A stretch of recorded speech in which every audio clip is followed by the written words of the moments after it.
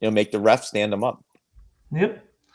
But to move on to the third fight on the card, which had a late replacement last week, we see Andrei Arlovski, who is 30-20 and is the minus 135 favorite, go up against Chase Sherman, who is 15-6 and is the plus 115 underdog. And then this is a heavyweight matchup.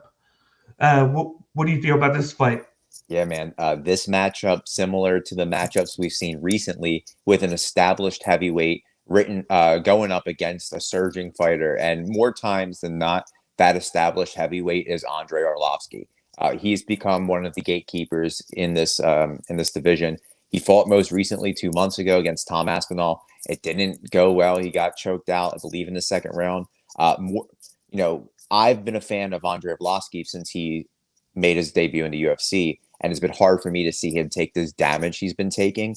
With Yeah. Sherman, he's finally back in the UFC. His last fight against Ike Villanueva was his return fight after going to bare knuckle boxing to kind of polish up his stand up.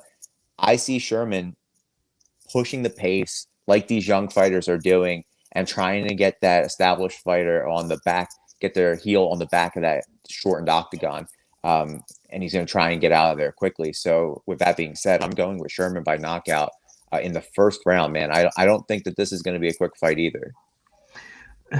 You read right from my mind what I was thinking. Uh, Andrei Arlovski, he is 3-3 in his last six fights, so like he's been rotating wins and losses, but he can't get over that hump of the one win, one loss, one win, one loss that he wants to, and like he's not the same fighter that he was before. Instead of knocking guys out, his game plan now is to go by decision because like a lot of guys now aren't getting knocked out by what he throws, Yeah. and he tries not to move backwards. He tries to just move forward. And whereas Chase Sherman, it just like you said, he's come back to the UFC. This is basically his second chance, and he said that he's going to make the most of it. He's improved on everything that he had from the first time. His technique, better understanding what he needs to do in the octagon, uh, like his gas tank. Uh, he tends to move forward instead of backwards.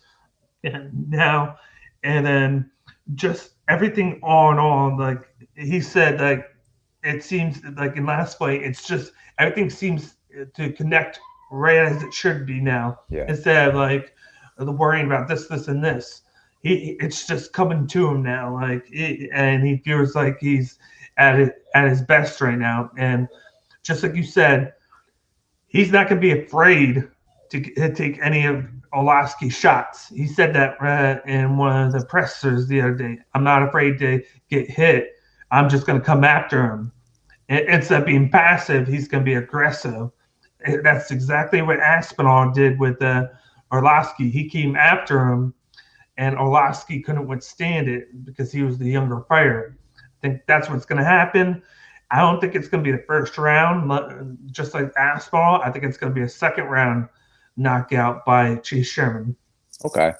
Chase Sherman looks so much better his second time around in the UFC than it Mm-hmm. did the first time. He was getting dominated in his fights in the first time around, and then he had, albeit it's one fight, but I credit a lot of that to going up against these hard hitters in the bare knuckle boxing.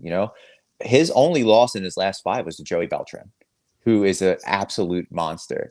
And if he's going in there and he's testing his chin and putting it up against these guys who don't have any gloves, they're just going out there to headhunt, not taking anything away from Arlovski's power, but the gloves are going to add a little bit. You know what I mean? So I feel like he's just a little more polished standing up, and he's ready for a firefight if it gets there. I'd be Yeah, interested to see if Arlovski doesn't try and take this to the ground. We haven't seen that in a long time. And I feel like we kind of forget about his ground game. So I'm curious to see if he takes him to the ground. he tried to against Aspinall, but Aspinall had a very good takedown defense. Oh yeah, So he's great. He's great on mm, his feet, and he's great at takedown defense. So we'll yeah, see. We'll see what happens, man. But this is going to be a good fight. This is it's always a good fight when Arlovski fight for whether good or bad, regardless of what side you're on. He's always an entertaining fighter. Oh yeah, yeah. That's why he has the record that he does. He Yeah, does have 20 losses, but then he has 30 wins. So he has the pedigree, and then he has experience. So even though he's old in the sport, he was able to adjust his game over time. He's not yeah, going to be the guy like what Sherman or Aspinall are, where they're going to come in and try and knock you out right away. He has to adapt, and now he tries to get the volume. He will try and take it down Sherman and then win by decision. yeah. And, And it's not like he's getting knocked out every fight. It's not yeah, like JDS, right? In yeah, his later stages of the UFC, he was getting knocked out a lot. yeah, Where Arlovski, when you think he's done, he's lost 2 fights back to back. He somehow pulls out a win against like Felipe Lins or Tanner Bozer or Ben Rothwell. He strings yeah. together these wins to keep himself in there. And the thing about him that I admire the most is even though he's long in the tooth in the game with 50 fights, he's still willing to take fights in 2 months. He'll Yeah. jump in there, and he also doesn't care who he's fighting. New opponent, what you said, 9 days, and Mm-hmm. he's like, yeah, let's go. Let's just throw fists. And what's crazy is he took the fight on 9 days, and he's the favorite going in, Yeah, it's crazy. which is crazy.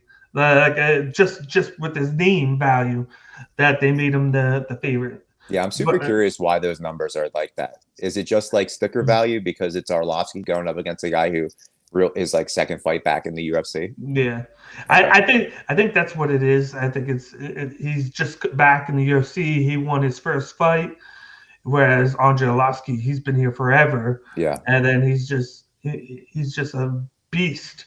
But I feel like this could be his last fight if he loses. Oh, Uh, I don't want that. I I don't want want to see it. him fight one more year.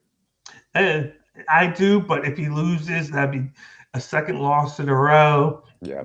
And I don't think that they want him to lose 3 in a row because it could happen. Because then you get to those dangerous waters where it's like, okay, I lost 2 in a row. Could I lose a third? Yeah. And then what if he wins and then loses after that? Then you're playing the game of like win loss, Yeah. and it's like at what point do you just cut it? Because then you're playing against the board there. Yeah, absolutely. And it depends on how the loss goes. Like if he goes in there and gets starched in the first round, it's, Dana has this thing for when these legends Yeah, are losing badly and they're like, he's like, it might be time to kind of hang it up. yeah.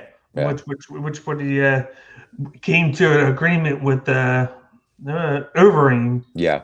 which both sides saw that I probably need to rack it up. Yeah. The championship wasn't in Overeem's future. And he's younger than Arlovski. Yeah, it's true. So that's a thing to keep in mind, Yeah. that how old Arlovski is. But let's hope that he doesn't. Let's hope that if he loses, it's not too bad, because it's good to have Andrei Arlovski still in the UFC. It's that name value, and people want to fight him. So Absolutely.